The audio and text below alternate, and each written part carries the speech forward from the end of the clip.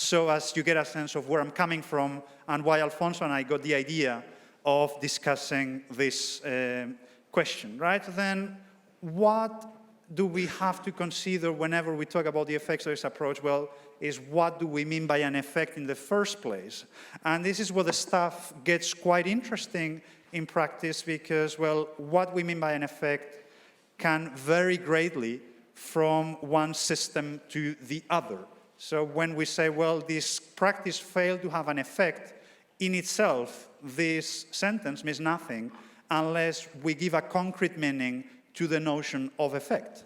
And as you see from the slides, so my usual graphs, so an effect can mean, on the one hand, talking about spectrums again, it can mean a competitive disadvantage. And could say, well, a practice has an anti-competitive effect insofar as it places rivals at a competitive disadvantage. And we can live in a world in which effect equals competitive disadvantage. But of course, effect could mean something completely different. We could say, well, actually, a competitive disadvantage does not amount in itself to an effect.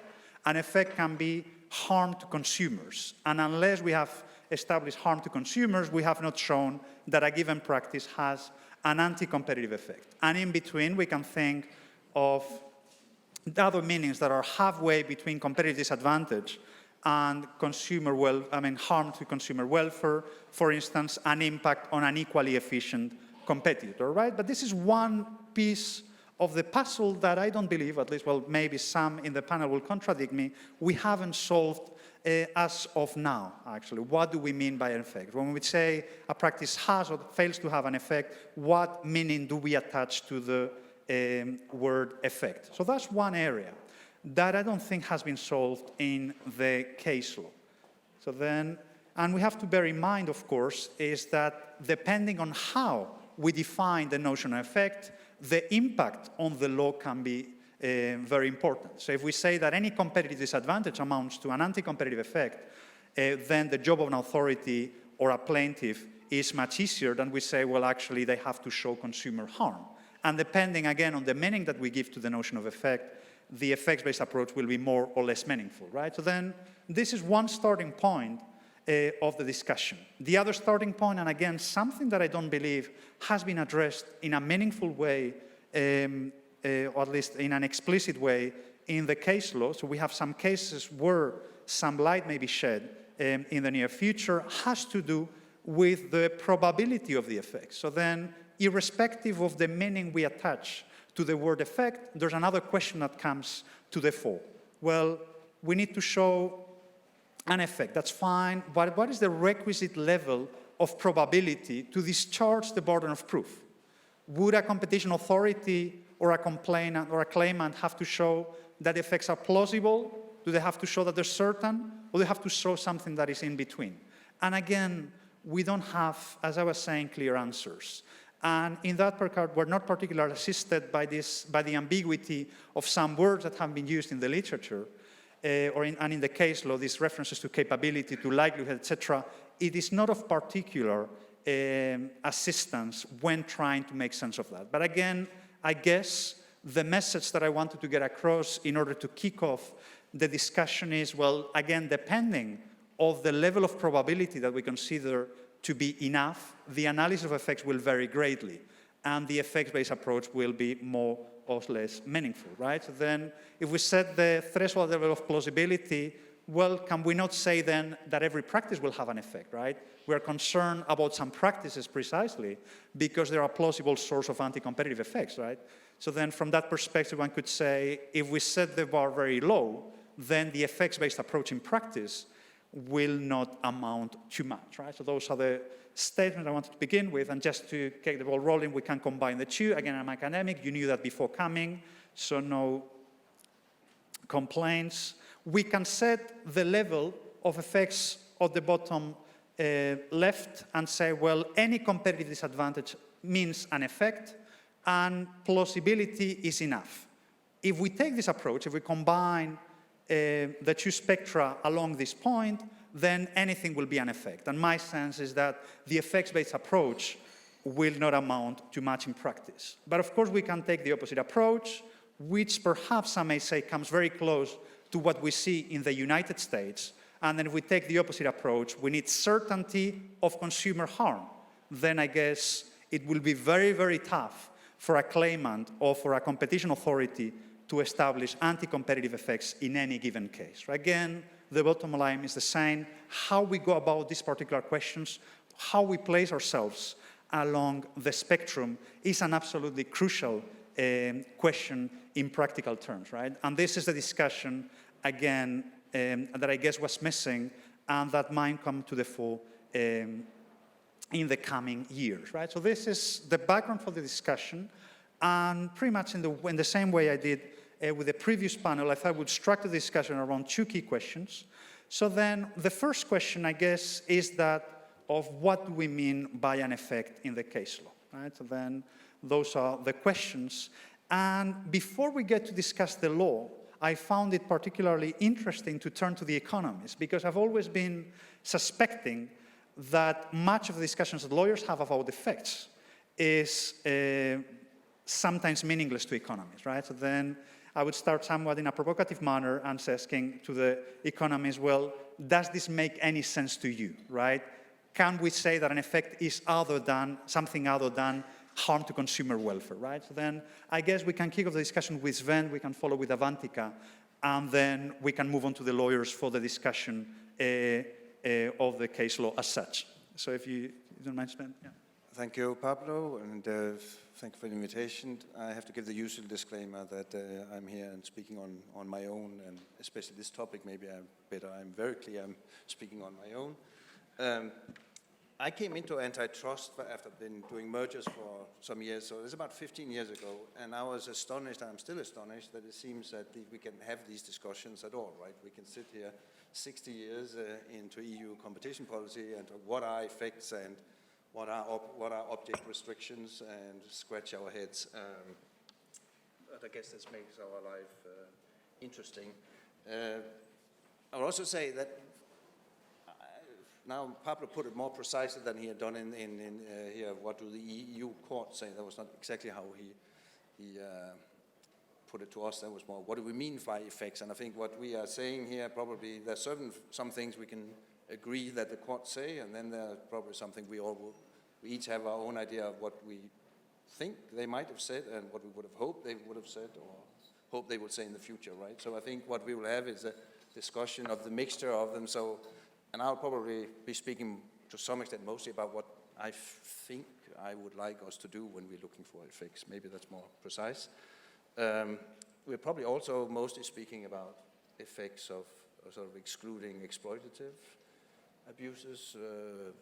Maybe we can also exclude sort of internal markets restrictions, which I'm not sure there's that much of discussion to be had about effects. So, so it'll be something about, I guess, about Article 101, Article 102 mostly, maybe a bit about merger control also. So I scratched my head, what could I say? And I went back, because I worked, when I came into antitrust, the first thing I did was I worked on what was then the Article 82 discussion paper together with Luc Peeperkorn and said, what did we actually say at that time? Did we come up with something bright?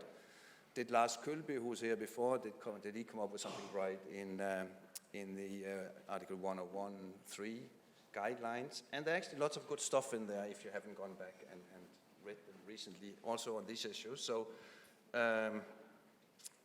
they use the expression such as safeguarding the competitive process and ensuring markets function properly with effective competition between undertakings. And on the other hand, we can also read that the Commission is mindful that what really matters is protecting an effective competitive process and not simply protecting competitors. So I like this. We should safeguard the competitive process, but it doesn't mean protecting competitors as such.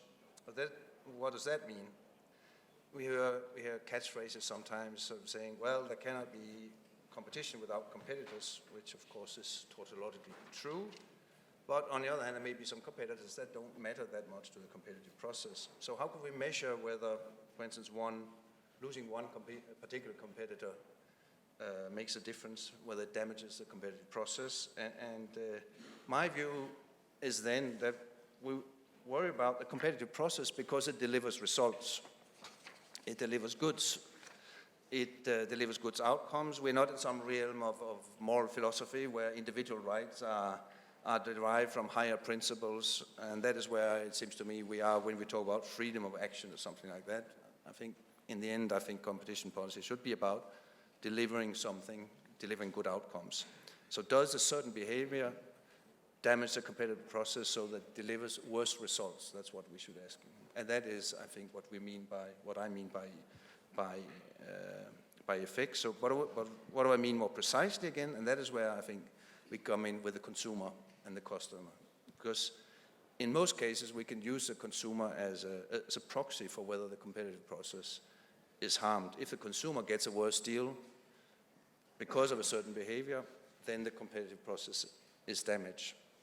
That does not, in my view, mean, and I'm getting to some questions that Pablo has asked me directly, so that does not mean that we have to show, in my view, that prices have gone up. Doesn't mean that we have to show how much they are likely to go up with any precision in a prospective analysis. In fact, I think we can fairly safely assume that prices would go up sooner or later, or some other consumer hub would come out if there is an increase of market power. Increased market power will sooner or later lead to worse outcomes for consumers. So we can focus on whether the behavior is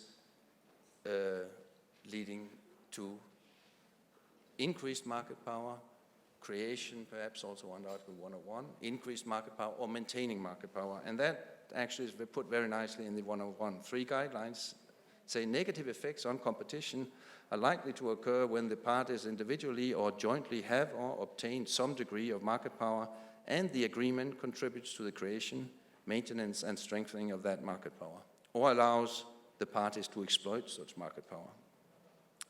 I think we can twist that and get something similar with 102, leave out the creation. You can find almost exactly the same wording in the merger guidelines. So that, I think, is what effect is.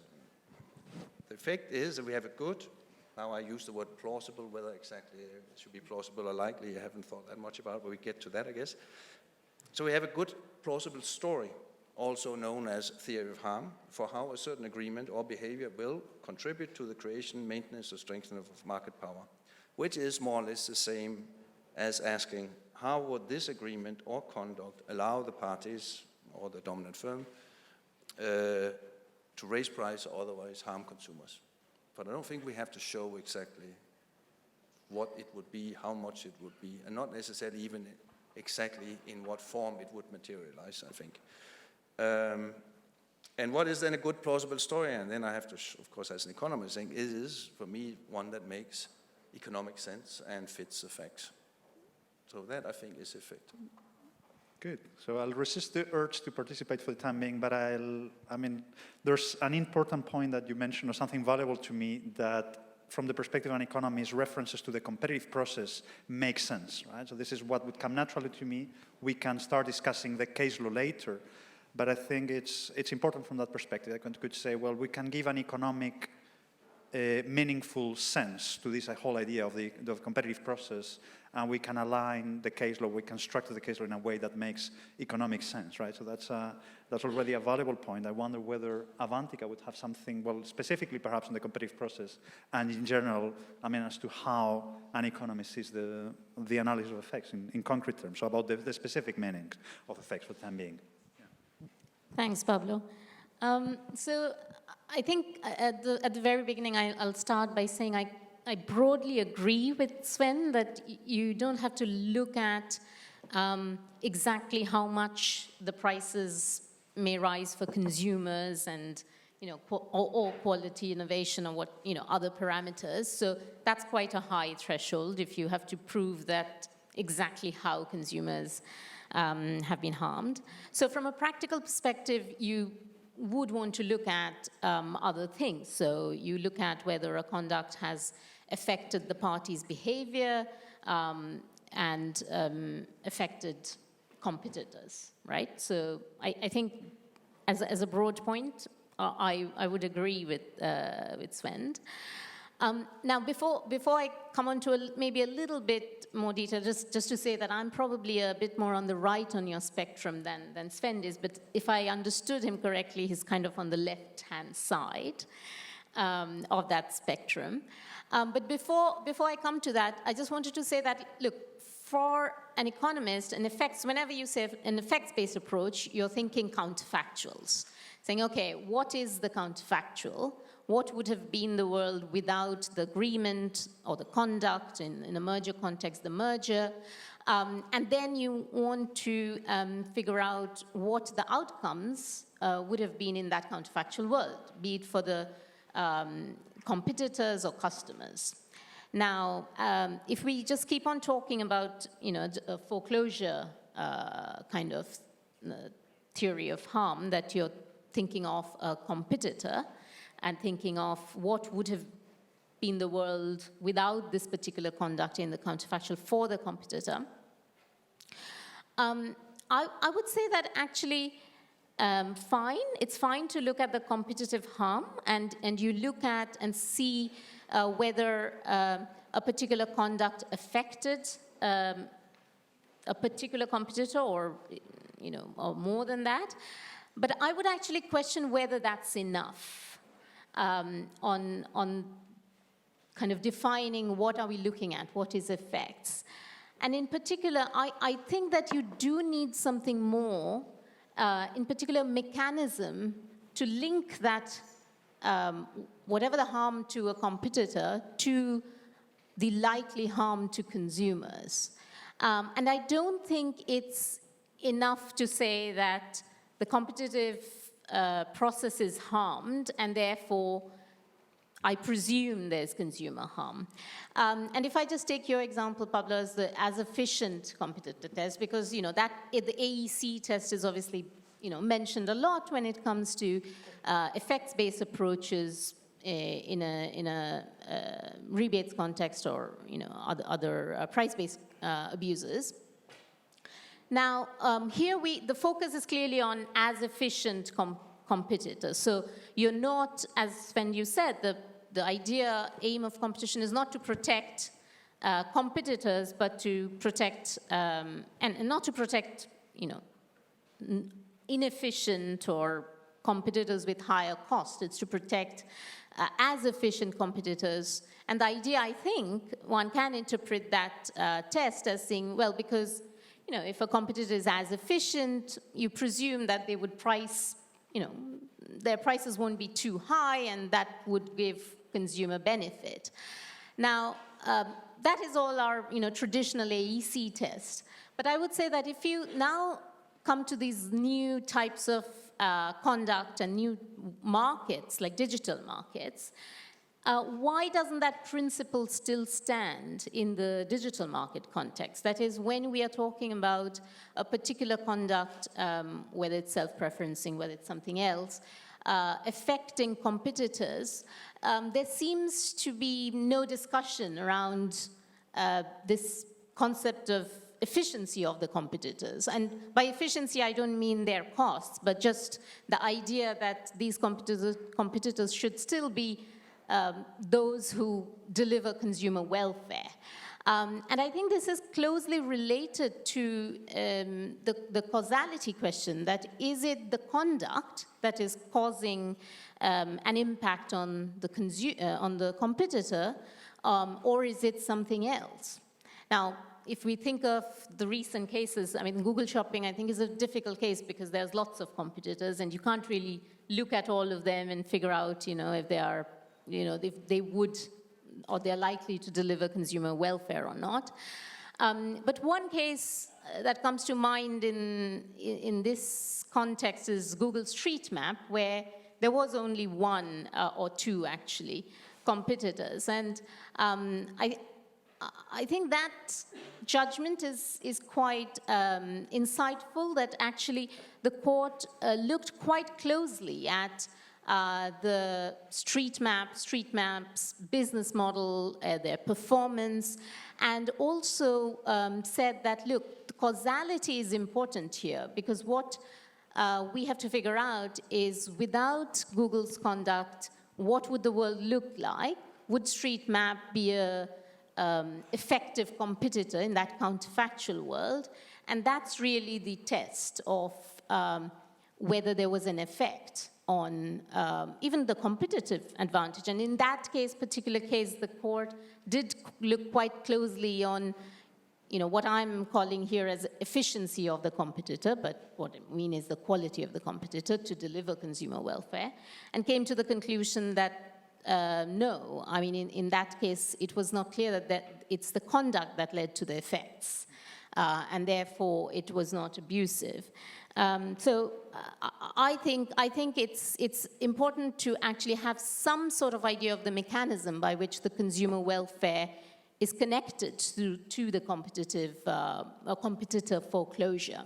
And there are methods. I mean, we can talk about methods probably later, but there's plenty of economic methods. One can look at event studies, one can do experiments, and somebody in the earlier panel mentioned behavioral economics, having more, including more behavioral economics in analysis, and experiments are the classic way to do it. You can actually mock up the factual and the counterfactual and see how consumers are behaving under the various, worlds, so to say. So yeah, that would be, so just to summarize, I'm kind of more in the middle, I would say. Not quite to the right, all the way to the right, but definitely for having a more clear link from the competitive disadvantage to consumer welfare. I will try to summarize your views on that, actually. You would say that, in effect, is harm to consumer welfare, but then you could say that a properly performed, as efficient competitor test could be a good proxy for consumer harm. Is that what you are? Yeah, that's fair to say. Good. So then, well, of course, we get into the cases you discuss actually is, well, if the conduct is price-based or not price-based, well, that could make the performance of the as efficient competitor test more trickier in practice, or whenever the dimension of competition is not necessarily price, that could be. But I think that's, I think I got two nice responses. I think before moving on to Christian, I think Sven was tempted to make a point. Yeah? I'm very tempted. Yeah. Yes. I'm actually not sure that graph makes much sense, to put it very bluntly. This is what I was expecting from economists. And, and to... let's say we have a duopoly, and one is a bit more efficient than the other one, right? I do not see any, to say that the other one is not, the slightly more efficient is not a competitive constraint on the most efficient would be ridiculous, right? So competitors that are not as efficient can be important competitive constraints. Why do we use this term as efficient? Where does it come from? It comes from, basically from predation, right? It's only, in the guidance paper, it's only meant for price-based. It's only as a practical tool for dealing with something completely difficult, which is when is a price too high? And I would advocate anybody to go and read one of those wonderful judgments, and Renata will surely know, I think it's Barry Wright, which was now Justice, then Judge Breyer, who explains why, yes, there can be above cost predation, but we can't deal with it practically, so therefore we look at whether price is above cost. And that is all it is. It is not, from my view, there's absolutely no direct correlation between the competitive restraints that a company can have. And of course, the more competitive you are, the better you can have a constraint, yes, but whether it's something that means that you can put it on a line like that and use it for anything meaningful, I think that's quite doubtful. Good. I have been tempted to reply by discussing the case law, but I have three lawyers that are much better than I am, and I will leave the floor to them, starting with Christian, to discuss on that very point, actually, because I think... Let me put a bit of legal gloss on this, just to hide the fact that I'm in violent agreement with Sven on sort of at least the general outlook. But just to start, I think two general comments on effects. One is, I think there's some benefit in a uniform approach of defining effects across 101, 102, and merger control. And I think broadly we're going into that direction. And I think there's nothing in the case law which contradicts a unified approach. However, you have got some inbuilt differences between the three. So one is, I think, the separation of competitive harm and efficiencies, which you have in 101 and merger control, which you don't have in 102, and you have the dividing line between object and effect, which you have in 101 and de facto in 102, but not in merger control, because it's all effects-based. Second point, I think in relation to your two dimensions, there's probably a third one, which is appreciability. So I would say it's a sort of almost a three-dimensional element, and depending on where you end up with effects, that may then also, they're interrelated, and once you've defined what the effect is, it will affect where you are on the probability scale as well. So if we then go into and say what really is an effect, and I obviously also had a look at your paper on the notion of restriction, and I think we are large on ideas what is not an effect or sort of a restrictive effect. So a restriction on freedom of behavior is not an effects restriction, but it has cost us 30 years to get to that point, and I think it still colors the case law. I think it's also fair to say that a competitive disadvantage is in itself not an effect on competition, as we know in MEO. Something else has to be present in order for this to be relevant. So I think your left-hand side on that graph falls away. So then the question is, why are we so hostile to the idea of a consumer welfare approach? I mean, we have applied it in merger control consistently, and no one thinks it's impossible to prohibit a merger. So it's not clear to me that the standard is very high. And if we're serious about a unified approach, then the question is, why would we not go down that route?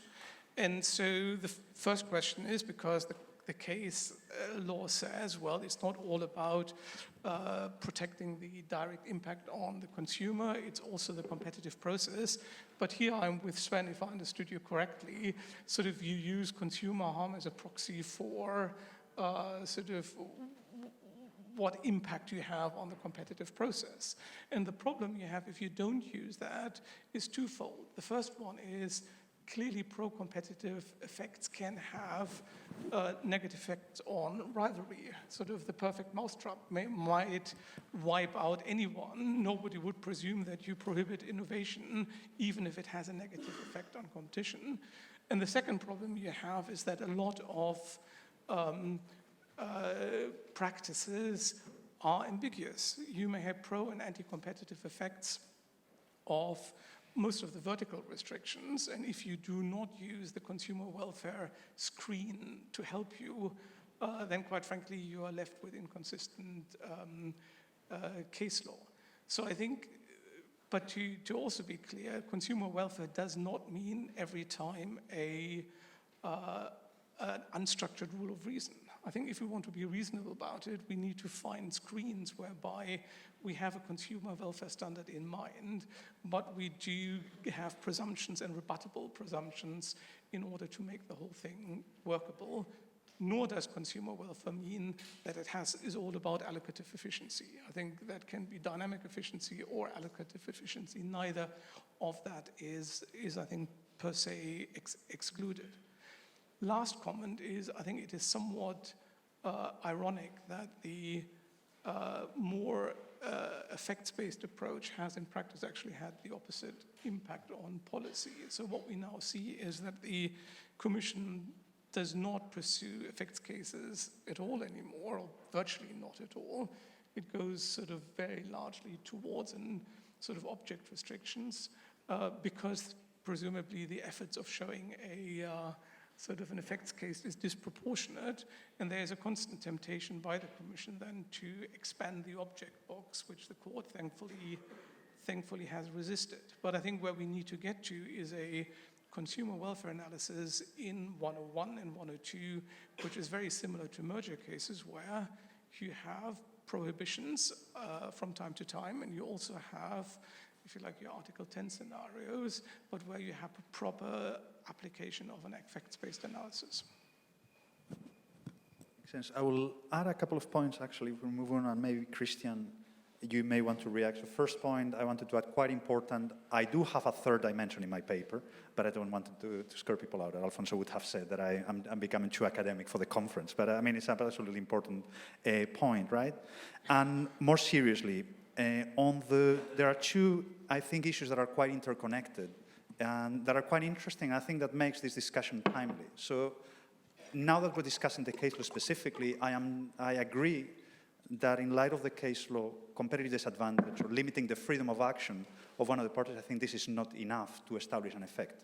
Right? So this is something that at least I would say, I can confidently claim that this would not be enough to show that an anti-competitive effect has been established, simply that a party or a company has been placed at a competitive disadvantage. That is clear. But what's intriguing, and I think part of the reason we're having this discussion, is that this point keeps coming back. Right? So then this is an issue, and I think that has re-emerged, so we thought we had reached some sort of a point of agreement or consensus on the point, but the sense that I have, and well, I'm interested in what Chris and James might have to share in that regard, is an issue that keeps coming back. So we keep, this is a ghost that re-emerges, and then we have this idea again coming back of a competitive disadvantage, meaning anti-competitive effect. So that's one point. And I guess whether actually perhaps the institutional dimension is part of the explanation, right? Then the tendency to prefer the object category, or when in doubt, go for the object category, or the inherent difficulty in showing effects. Once one is committed to a meaningful analysis of effects, well, the temptation inevitably comes back to prefer the bi-object categories. In that sense, there's an interesting interconnection, which I think makes the issue timely, and I think, well, it might have to be addressed in the coming years, that particular point, that even though clear, I think is the specter that keeps coming back. I wonder whether Christian, I don't know whether there's something you want to add to that before we move on?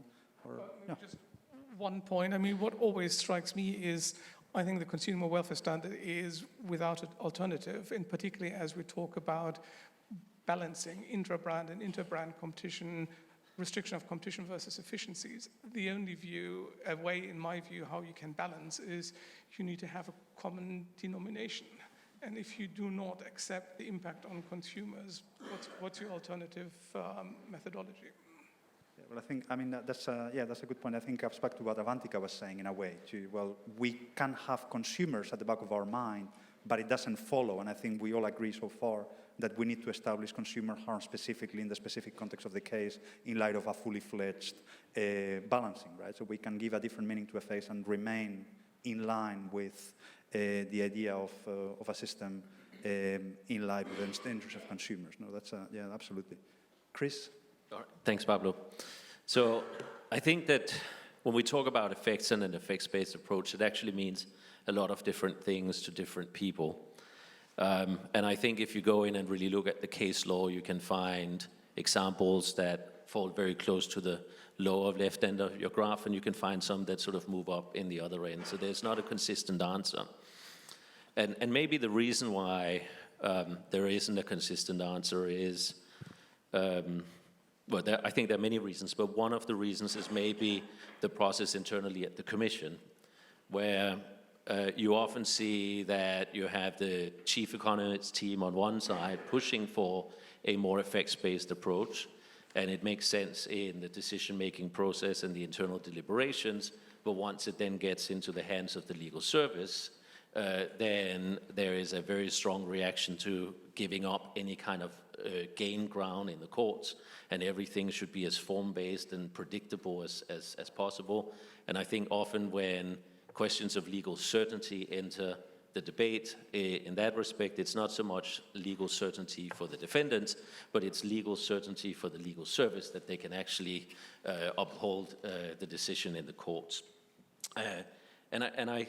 This debate, when it sort of really accelerated 15 years ago, I think came up because the Commission had been too successful in Article 102 cases, and the courts had essentially said that anything that a dominant firm does in relation to pricing and rebates can be an abuse. Michelin 2 was at a point where the vast majority of the community, be it outside or inside the Commission, could see that that was restricting practices that clearly were not anti-competitive.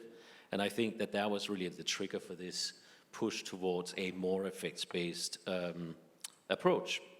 And if we look at where we were back then in 2005, 6, 4, 5, 6, the court had gone very far in terms of saying you really don't need to show much by way of effect. In the British Airways case, they said that you don't have to show concrete effects. And it is enough to show that a practice tends to produce effects, or, in other words, that the conduct is capable of having effect or likely to have such an effect.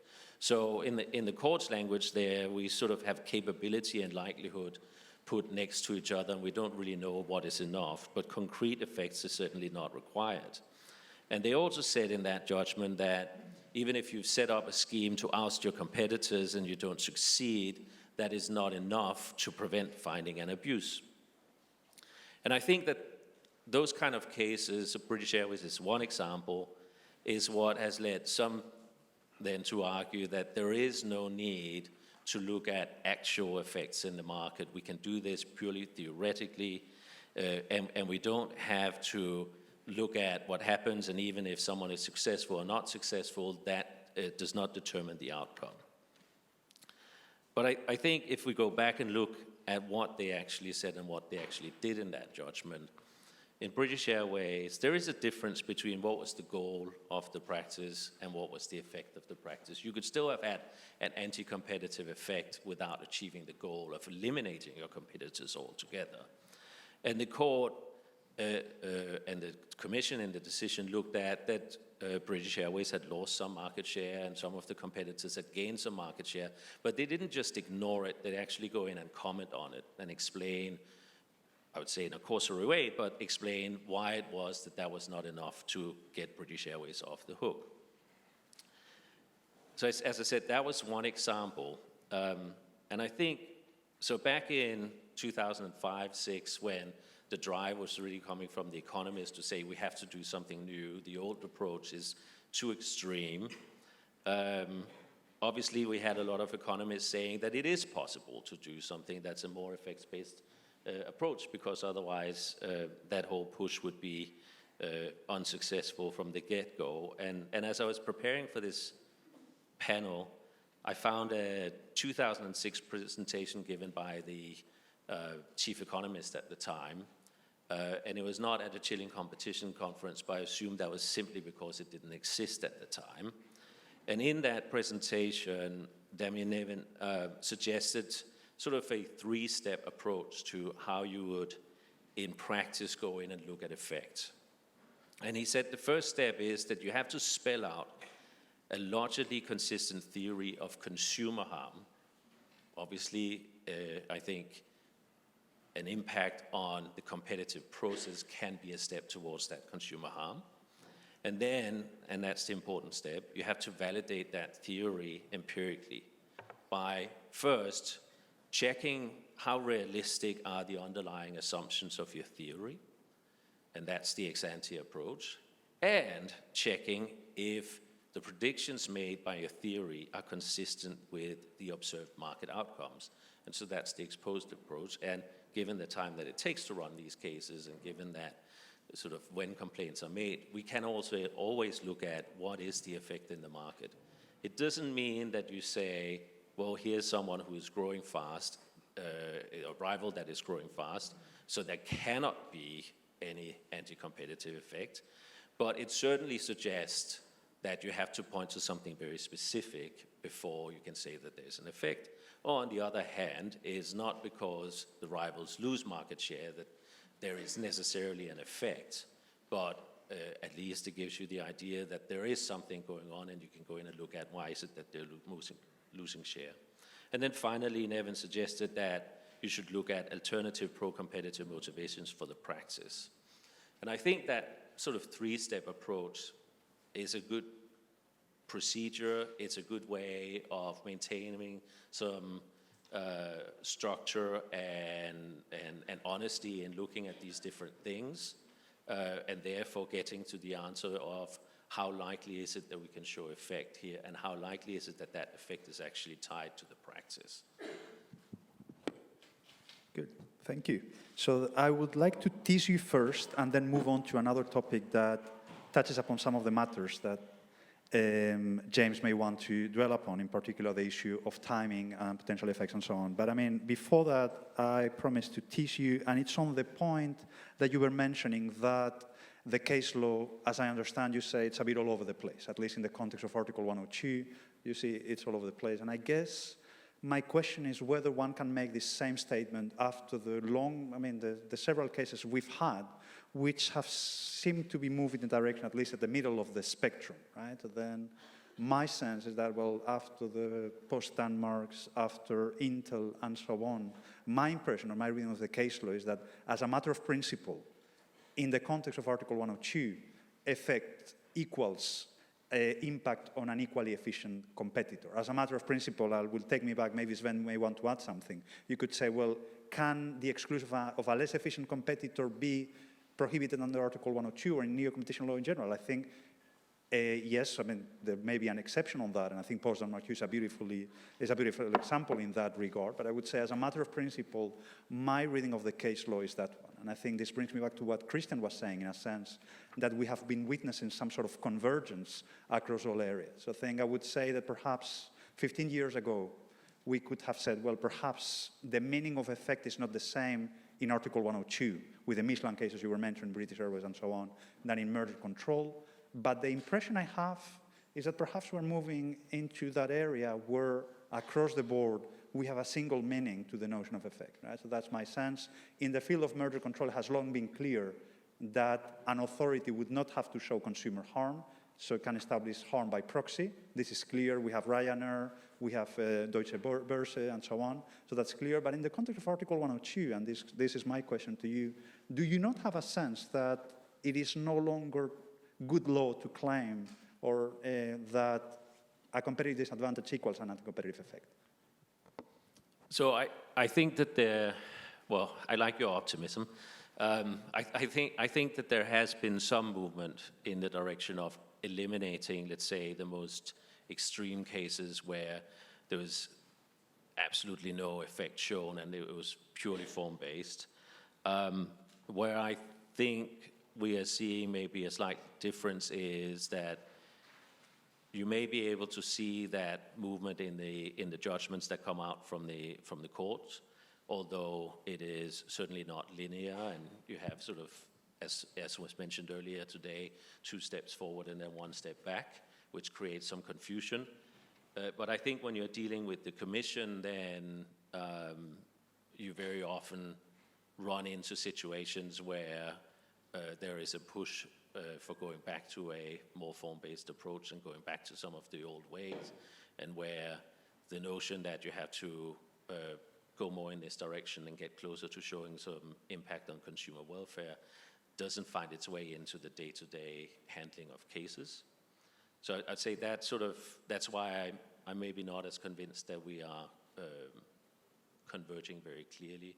I also think you could think about the same question in relation to Article 101, where indeed, and what Christian mentioned before, you tend to see that you would have hoped that there would be more effects-based cases that would be run, but we are seeing only objects-based cases. I'm not sure it's because it's different conduct that's being tackled, but rather because more and more is being stuffed into the box by object, and you have certain cases where it's hard to see that it is something that was so clear-cut that it fits into the object basis. And there, I think the Cardboard Care judgment, unfortunately, hasn't really had the effect and the impact that you would have hoped for.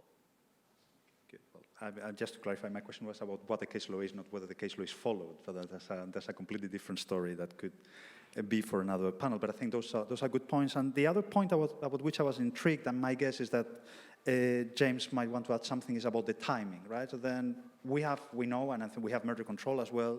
You could say, well, actual effects need not be established. We have this idea of potential effect, or something you may look into the future and establish an effect on the basis of what might or what is likely to be materialized in the future, right? But then, of course, the issue of timing can get very tricky in practice, right?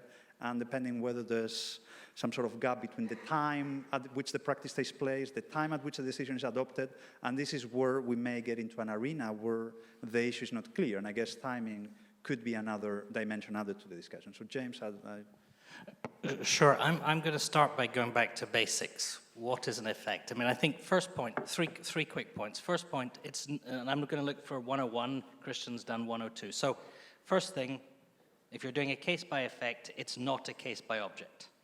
Object cases are those we know, practices which normally give a bad outcome. Supreme evil of antitrust kind of stuff. Whereas, by contrast, if we're doing an effects case, we need to look and analyze whether this conduct has a bad outcome. So we're talking about the cases where we need to keep an open mind. They're not the obvious cases, if you think of maxima. They're the practices we haven't looked at before, we may not have experience. They're practices we may have doubt. Or agreements where ex ante, they could have been ambiguous, and you don't know which way they're going to go. That's where we look at effects cases. How do we judge effects? I think effects cases are not that complicated. I think the 4 years extra that we heard earlier today, I just don't buy it. Effects, how do you do effects? You compare the situation with the agreement of the practice to the counterfactual, which is the situation without the agreement of the practice.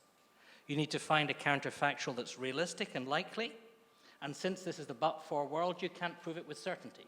You have to do your best. You come to the requisite legal standard, that's a counterfactual, that's what happened, there's the effect, boom. So I'm not sure, I'm always skeptical about the idea effects cases are that difficult. What effect do we need? We need an appreciable effect. The case law says we need an effect on price, product, quality, or innovation. That's MasterCard paragraph 164. And we should have a concrete effect, not something that's hypothetical or abstract. So competitive disadvantage to me seems a bit on the abstract side. The worst I've seen is reduction in competitive pressure, which was in survey, which the General Court did not buy. But you need something concrete. If you stick to price, product, quality, or innovation, you see effect there. I don't think it's that difficult. And I think, there are effects cases the Commission has done within living memory where the effects analysis was really simple. There was a Peugeot case on parallel trade infringement. There's kind of bonuses to stop people exporting the cars. And they said, well, once you started this, exports went down by 50%, therefore there's an effect. I went, voila, you say it in 2 sentences, you don't need any fancy econometrics, you can do it quite easily. Look at the ECJ and MasterCard. They found a counterfactual, found an effect, it was 2 paragraphs. Wasn't actually that difficult. So I kind of disagree with the underlying assumption you need fancy economics to do an effects case. The counterfactual is a factual question. You don't actually need to overcomplicate it. So with that as background, let me do quickly on the timing front. Do you judge effects ex ante or ex post? The theory which the Commission, this is before the Court on Appeal, the Commission puts forward, the Commission says for reasons of legal certainty, we should judge a 101 effects case as of the date the agreement was entered into. Now, you're an economist, you might struggle to work out how you can do your fancy econometrics ex ante when you don't know what's going to happen and you have no data. Voilà. Now, the General Court in this is the Servier case, the General Court in the Servier case didn't buy this approach, and it kind of basically said we need to distinguish 2 things. If we're talking about the Commission rejecting a complaint, or the Commission acting early, stopping something before it has time to do harm. Well, in that case, you could do an ex-ante effects analysis because you've acted in a stage where there are no effects, or in the old notification system where the stuff was never put into effect. There's been no time for effects to actually be seen, therefore we looked at effects ex-ante, and that's perfectly logical. There's a logic to that. However, if you've had a measure or a practice in effect for several years, you can't just look ex ante, you should look at what actually happened as well as what was probable to happen at the outset. And if you don't do that, you get into the really crazy scenario that we found ourselves in Servier, where Servier was found guilty under the effects test because ex ante it was probable it was going to do something. Now, in reality, it didn't do that particular something. It didn't do what the Commission said ex ante was probable. And yet the Servier was found guilty based on an effects test for doing something it didn't do. So when you get into that kind of philosophical mess, that shows why you should look at all the circumstances and not do an effects test just purely ex ante. There's also another philosophical reason not to do, and coming back to where I started, which was carte bancaire, effectively, difference in object and effect. If you do an effects test ex ante, you look at the ex ante real effect on potential competition, which is the theoretical basis for doing an ex ante effects case. If you do that, the effects test becomes easier to satisfy than the by object test. And if you don't believe me, read paragraphs 1228 to 1231 of survey, only available in French, so post-Brexit, you need to get your French up to speed. So, voila. Good. Thank you. So then, without discussing specific cases, I think I get interesting takeaways from what you're saying. So I guess when you are discussing the issue that it's not so difficult to perform an effects analysis, I think I agree with that. I think if we are committed to that, in a way, was what Avantika and Sven were mentioning, that you can use proxies and you can use sort of structured tests to get you closer to the reality. So then that's an issue. I think there's a confusion. I think another aspect that is often not mentioned is that we have a functional merger control system which does not know the by-object category, at least not by precedence, and by-effects analysis is performed on a regular basis, often in phase one, and this is something that is functional. And I think something that I'm struck every now and then is that we seem to forget that we have an effects analysis performed, and every now and then we have dominant companies notifying mergers, these mergers being cleared on the basis of an effects analysis, right? So then this is an issue that is not mentioned. I think goes very much in the line of, well, an effects analysis need not be impossible, right? So then, on the other question, I think is fascinating, the issue of the time, and I guess there's an issue of evidence which, to the best of my knowledge, is not fully understood or has not been addressed properly in the case law, which is the issue is, well, what do we do with contemporary evidence, right? So then what if during the period of the conduct there has been no exclusion? Can we make use of this evidence? But I think in a way, to take you back to the issue, to some extent, all of this can become irrelevant, or the issue of, well, look, we now know the evidence, we know what has happened during the 5-year, 10-year period of the conduct, and nobody has been excluded. Well, rivals have been able to thrive, etc., so then no effects have been established. But again, it takes me back to my point. It all depends on how you define effects, and this is why I think we run the risk of having this discussion turning to something circular. Because if the reply to the contemporary evidence is to say, well, it doesn't really matter because you had been placing rivals at a competitive disadvantage, all that contemporary evidence will be relevant because by definition, a competitive disadvantage will go back to that. And this is why I think it was worth having the discussion on what we mean by effects, because otherwise, same thing with the issue of the counterfactual, it can become moot if we say that anything amounts to an effect, right? And this is the issues that I guess will have to be addressed, right? Yeah, go ahead. Can I make a quick comment on the timing point? Just James, your point about this ex-ante effects, just from an economic perspective, I find it quite puzzling. You can look at, I think, ex-ante something in intent or what they would have done from to inform your object case, but to actually use that to inform your effects case seems very odd to me. To me, effects-based analysis is you are exposed, you look back and see what happened. Now you need to figure out what would have happened in the counterfactual, and that's it. So it's necessarily exposed. Now, it might mean that you have to look forward if you think there are continuing effects, but that's a different matter. If you think there are future and continuing effects, then obviously you have to work a bit harder because you need to figure out both the factual and the counterfactual in the future. But that's still, in some sense, not going back to when the agreement was done.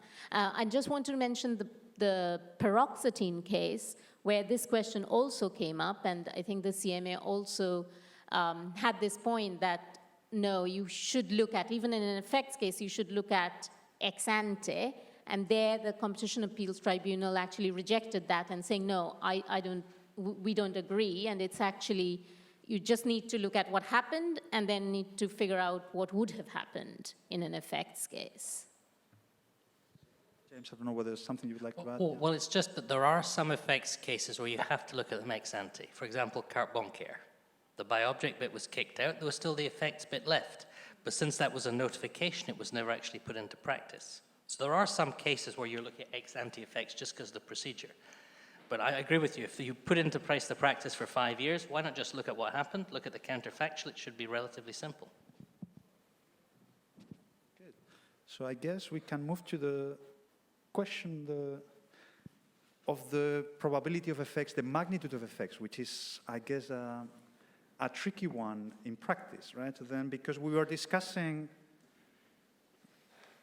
the point about certainty, likelihood, plausibility, and I guess we can have two sort of discussions in that regard, right? So one could have to say, well, what do we require, right? And in an effects case, one case that is not by object, where do we set the threshold when it comes to the analysis of effects? Is it enough to show that harm is plausible?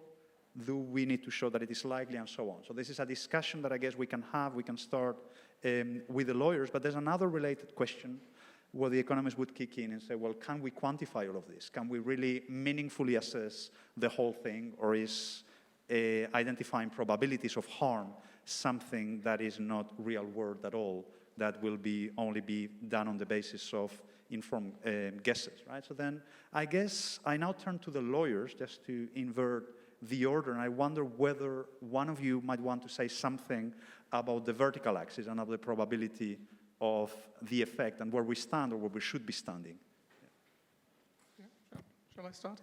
So I think, not necessarily fitting into the lawyer's box, but I think you have at least two conceivable standards, namely the capability standard and then some form of likelihood standard. I think what I would take away is there has been some convergence there as well. I mean, if you look back a bit, then under merger control, you had always some form of likelihood standard. Under Article 101, you had capabilities for object and likelihood for effects analysis, and in Article 102, you had a mess, because you didn't have really any form of clear distinction between object abuses and effects abuses, and so you had used the capability standard in lots of cases where people were saying, don't understand what that means in practice. And I think what you now see more is you have a category of object abuses where you apply the capability standard, and then you've got an effects abuse where post-Denmark 2 has now accepted what it means is more likely than not. So you could get to a view where you say effects analysis has a more likely than not, and sort of object analysis, whether abuse or 101 is the capability standard. Now, just as we reach that point, I think we get now into debate whether the more likely than not is the right standard, and that sort of ironically is triggered by merger control. In particular, you've got Furman report who says we should move from likelihood of harm standard to a balance of harm standard. And so if you look at it, what are the scenarios where that may make sense is two in particular. The one is where you have a strong asymmetry of outcomes.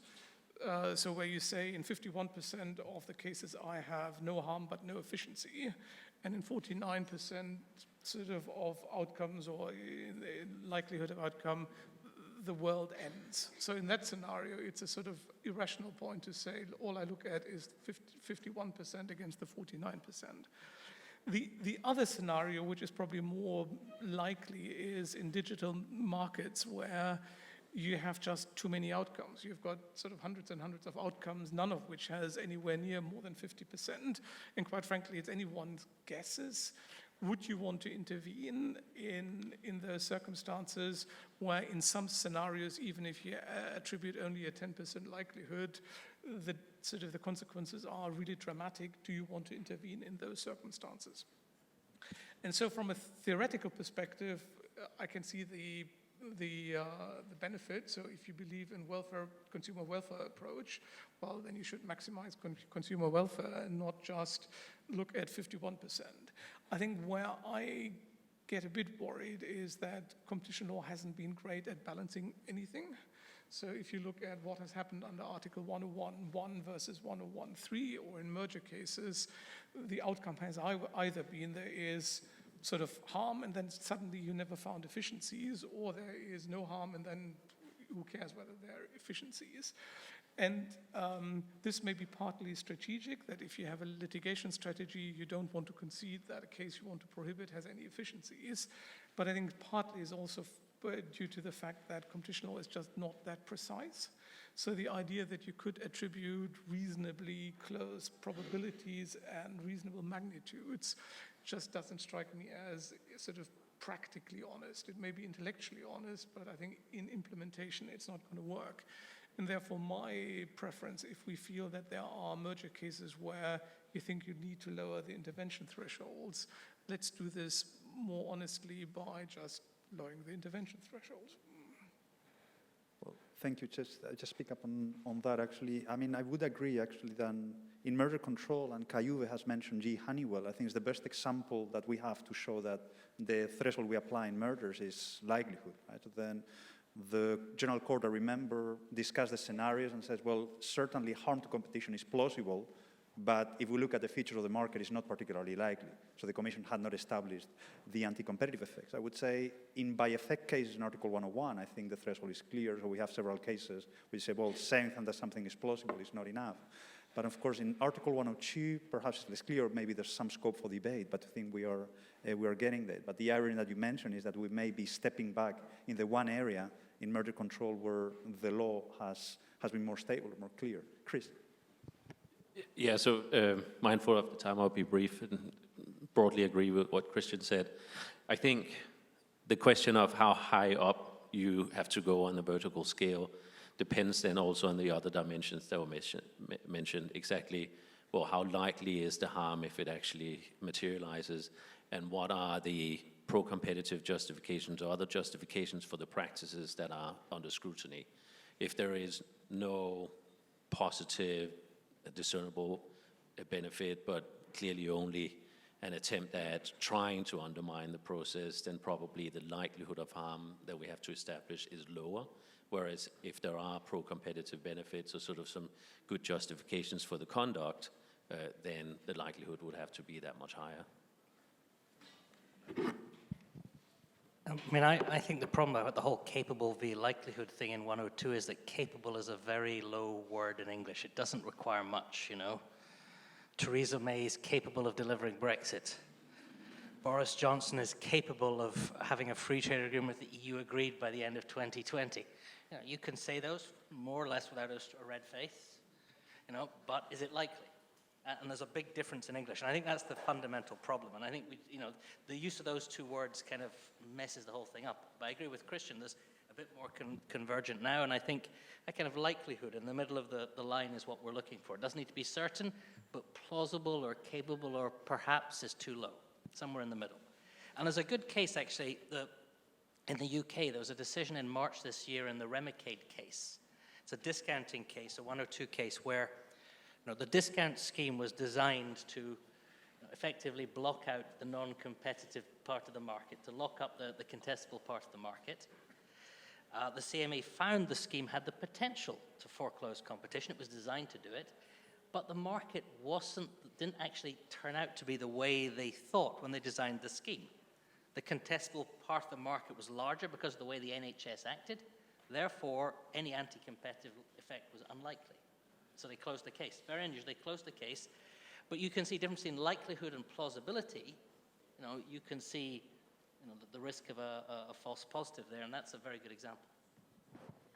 Great. So, well, dear economists, here we are. So I think the law, and we seem to agree that we're somewhere in the middle. That's the sweet spot. And we say, well, you need to show that something is more than simply plausible, because otherwise anything would happen, everything go through, etc. So then it's somewhere in the area of likelihood. But the remaining question is, well, how we deal with this in practice, how we can quantify. And coming back to Christian's point about competition law's ability to get precise when it matters, right?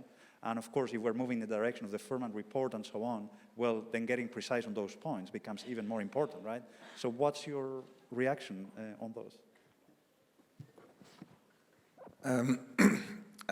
The one area where I think that we at least should consider this balance of harm is in potential competition in mergers, right? Where I think maybe we should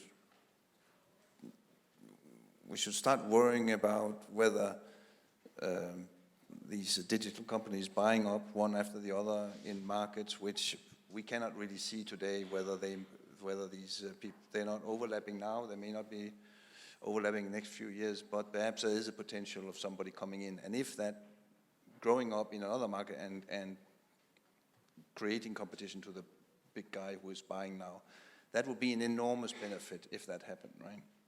And how much, maybe it's a very small probability, but maybe it's worth saying at some point we have to be a bit stricter on that, in that sense, and saying, okay, they can, as I think my former boss Tommaso Valletti saying, well, the dominant firm, maybe they can find another way of doing it themselves, right? Maybe they don't have to buy that guy over there, right? And there I am a little bit, and I think perhaps the way one could read the section on potential competition in the merger guidelines is that perhaps it's slightly too high. We didn't have this, I think, scenario, this world in the view when we had it now. So this is where I personally think that maybe there's a room for doing it. Again, we cannot be too precise, but just showing that we have to say that is more than 50% possible, else we can't do anything. I think that I'm not sure that's where we want to be. Great. Avantika? I don't know. I mean, you did ask a question, like, can you, the economist will tell us how to measure it. I don't think so. And it's probably fair to say that, we can probably measure the magnitude of the harm, or try to measure it, but not really the probability of the harm. So I must admit that, yeah, we are in that huge spectrum where it could be anything. It could be 10%, it could be 20, 30. We don't really know. Now, one thing I wanted to comment on, or rather even probably ask the question of the lawyers in the room, is I was going back and looking at the street map case, and there the court says something about appreciability. So it's a 102 case, foreclosure of street map, and it says that, well, because the harm there is foreclosure of street map, and Google is not dominant in that market, you do have to show that this conduct led to likely harm, and you also need to show that the harm was kind of appreciable, which is quite different to, for example, the Android case, where the allegation is that the conduct strengthens Google's dominant position in the market where it is dominant. So, and I think the Commission makes the point that actually you don't have to show appreciability. Now, I hadn't appreciated that difference.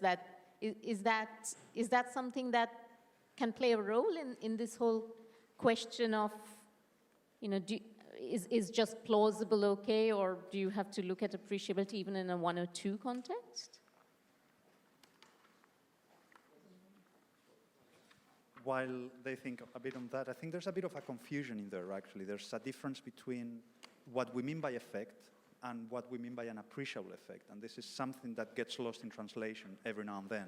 So I guess in any case that we discuss, when people say, well, we don't need to show appreciability, if we're dealing with an Article 102 case, in my view, actually, I mean, I'm interested in other views, and perhaps we can wrap up with that, is that it's self-evident that there's no such thing as an Article 102 case where an effect, if established, will not be appreciable. By definition, if you have a dominant company, any effect, if shown, will be appreciable, right? So this is my view of things. And the same thing by analogy about the vertical restraints guidelines, right? So we have the 30% threshold. So then if you're above the threshold and you show that the vertical restraint has anti-competitive effects, by definition, these effects will be appreciable. They will no longer be de minimis because these companies will have market power, right? And this is my view of things. So then when people say, well, the effects were not appreciable, what they're saying is, well, I can say that anything has an effect because there's no such thing as the minimis, right? So I guess, and I hope I was clear enough, the two get confused, right? So then it doesn't follow from the fact that there's no such thing as the minimis in Article 102 that anything under the sun is an effect, right? One should not conflate the two. because sometimes we mention this idea of there not being de minimis as a way of saying, well, in reality, I don't need to show effects. I don't think that's correct, and this is what I think gets lost in translation. I don't know whether someone might want to add something to that. Well, I think, I mean, you know, the example I gave, the Remicade case, there clearly was some impact on the market because everybody was annoyed enough to complain. But, you know, they found no effects. There is a kind of a standard you have to get over. Trivial stuff or minimal impact, you know, really which doesn't affect the competitive process won't be caught. And then, you know, what effect you need. I mean, I've looked up post-Denmark 2, paragraph 31. What is the definition of an exclusionary effect? It says, making market entry very difficult or impossible, or making it more difficult or impossible for people to choose. You know, it's not a light standard for what is an exclusionary effect. It's quite serious. So it's not, I think, you know, there's no de minimis, but there's a difference in trivial and serious, and I think it has to be a serious effect. Good. Last points, Sven? On this discussion with capability and likelihood, I just want to say, after several years arguing where inside the Commission, where I was always saying, no, it has to be likely and somebody else who's in capability, I decided many years ago that life is too short for that. And then I think it was also Cocotte who once wrote saying, well, it's more or less the same. So then I stopped discussing whether whether it means in practice. Well, I guess this is an invitation to close the panel. So thank you very much, really. I think we can all go free to coffee. Thanks a million.